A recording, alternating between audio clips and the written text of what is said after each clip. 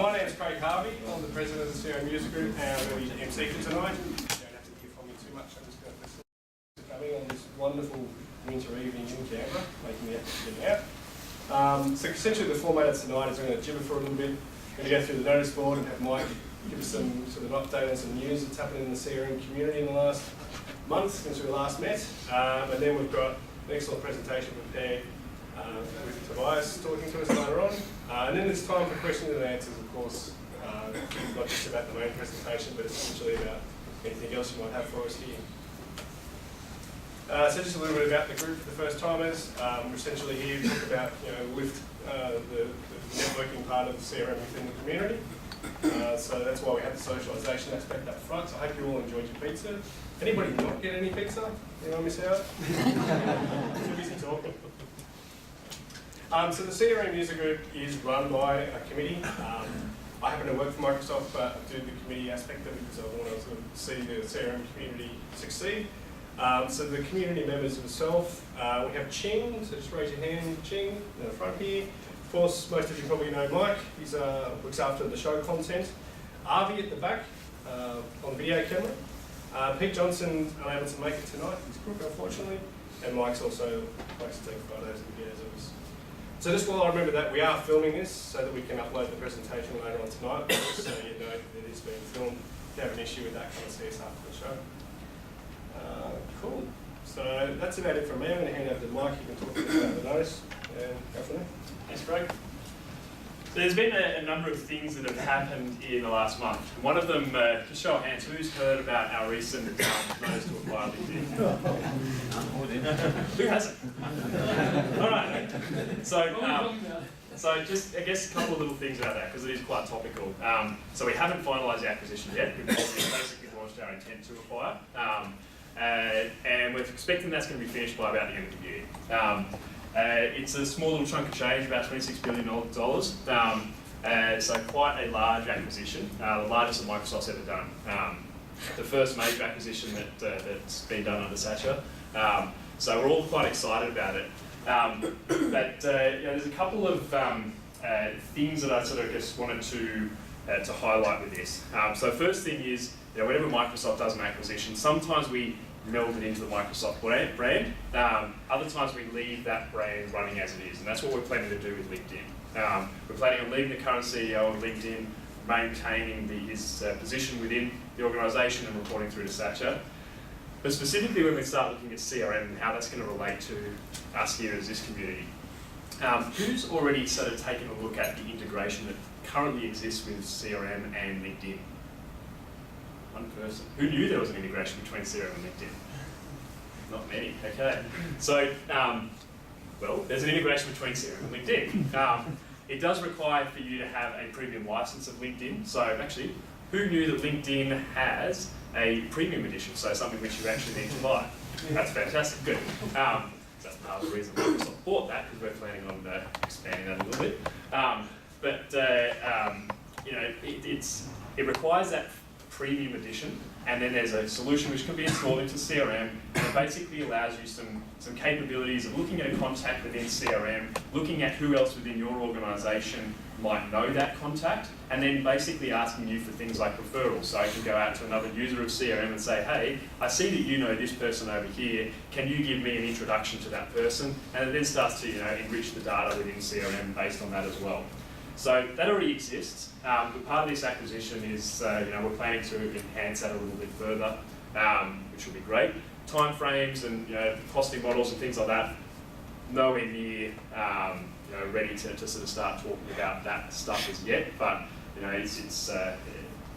it will be coming. But some of the other stuff which I think is really, really exciting around this is the social graph. So who's actually seen I think it's called the social graph, but basically the graph within LinkedIn which shows you all the connections that you have, the connections that they have, and then the interrelatedness between all of those connections. Yeah, a few of you. It's amazing how much you'll find when you look at your network, how many interrelations are between your network and the networks associated with that. So having that data available to people to basically go through and understand who within my network might know other people to allow me to do introductions and allow me to service them better and things like that, is really powerful information. And Microsoft already has this sort of capability inside some of our own tools and productivity tools like Yammer. We're building this out with Delve Analytics with things like our Exchange and SharePoint and things like that. But taking that out to external people outside your network is really, really powerful stuff. Now, there's a whole bunch of things which a lot of the market is scared about around data privacy and those sorts of concerns. Microsoft is always number one of some of our major principles is around privacy, so we're absolutely not planning to violate anything there. We will have our lawyers go through all this with a very fine-tooth comb, but ultimately for people that opt into to this type of service, think of your CRM system whereby it's actually going out and enriching your data based on the interactions that your network has with other people and starting to provide some of that intelligence and even potentially utilising things like machine learning of who might be a good connection for you to go and approach so you can then start to build up that relationship so you can provide a better service to whoever it might be. So that's sort of some of the stuff which we're I guess, thinking about that's going to be possible after this acquisition. There hasn't been a product developed for this as yet, and we won't until the acquisition is finalised. There still is a chance that regulatory authorities could put a stop to it. Unlikely, but there is a chance, and so we're not going to invest any R&D in that until such time. But I think as CRM users, the power of what this acquisition can mean is actually really quite substantial. If you're in a sales type of organisation, being able to leverage from referrals through to other people with connections from a marketing perspective, again being able to leverage from that as well. So before I move on, any other quick questions about the LinkedIn acquisition? Great. Next one is around our support for ADX / portals.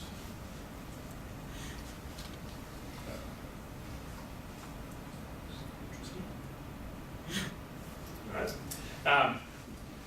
So one of the things that we did as part of our recent CRM release was, firstly, 6 odd months ago we bought ADX Studios. I'm sure most of you know that. Then what we did is about a couple of weeks ago, we introduced our new version of CRM Online. And part of that was the release of our new Portals product, which is basically ADX Studios, but we've just renamed it to the CRM Portals add-on. It's currently only available for online customers. It's currently available only to be hosted online. We are planning for our release at the end of the year to make that available for on-premise customers as well. But at this point in time, the CRM Portals capability or product line is only an online product. Therefore, it's only available on a monthly subscription. So, from a support perspective, if you've got issues with that, then you just log it through your normal online support capabilities, going into the online portal, logging the service request, and then housing it there. I've never had problems with quick share before. So I'm actually just going to switch this guy. Let's see what happens there. Just while Mark goes on that, who's been using any of the ADX Studio portal stuff, either a proof of concept or using it live? Yeah, awesome. Okay, that's good. Now the other thing, just while we're talking about this portal capability, so although we have actually released the pricing and the go-to-market capabilities, etc., for our CRM Portal add-on, it isn't actually available to provision right now. That will be happening any day now. I don't know exactly when, but it will be any day. So then you'll be able to provision the portals yourself. But if you've got a particular requirement right now, you can still buy the license, and then we can manually provision that for you. So if you do need something, you can't wait a couple of days, and we can look at that. But so as mentioned, that's online only. You can still buy the traditional ADX license and host that for on-premise CRM deployments or connect it through into online deployments. And the reason you might do that is because you maybe want to have a little bit more control over where your portal is deployed, how you're getting access to it. but also access into some more of the code, I guess, associated with the portal. So there is a huge amount of configuration and customization that you can do within our hosted portal add-on, but there's more you can do within the on-premise version of that as well. So you can still buy that from ADX, and then from a support perspective, we're basically going through, and we're still supporting that, but just through your Premier support type people. That's from 7.0.018 and up. Anything prior to that, we're not supporting anymore. Okay. Further to that, we also don't support if you've actually bought or installed version 8 or higher, and then tried to go down to a version 7. We're not supporting that. One of the other things which we're not supporting is some of those extra add-on components which ADX provided, such as the ALM toolkit and the productivity pack. Just keep that in mind. They're still available to download from the website, but they're not supported Microsoft products. Okay. Any questions with that before I move on? That's okay with the versioning. Yep. Is there sort of a double E components? So ADX it's just a matter of how you deploy it, but yes.